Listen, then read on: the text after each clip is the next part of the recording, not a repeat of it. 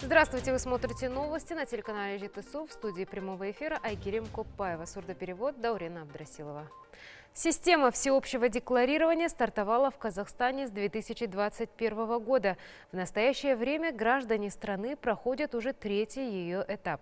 При вхождении в систему будет предоставляться декларация об активах и обязательствах формы налоговой отчетности 250.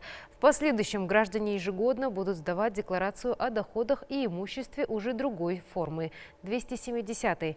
Необходимо отметить, что с 1 января текущего года сократился перечень информации для отражения в декларации формы налоговой отчетности за номером 270.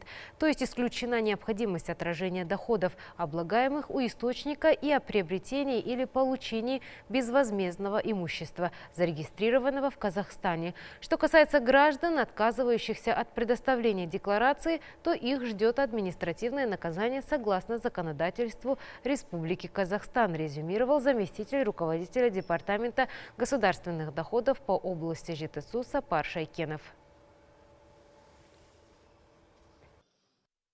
Вообще это административное правонарушение, не представление налоговой отчетности.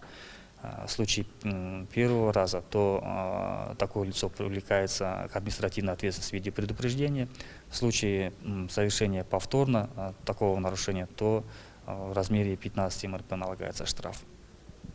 В случае, если в декларации не отражается налог, подлежащий обложению, скрывается, то штраф налагается в размере 200% от суммы сокрытого налога. В случае повторного нарушения в размере 300% от суммы сокрытого налога.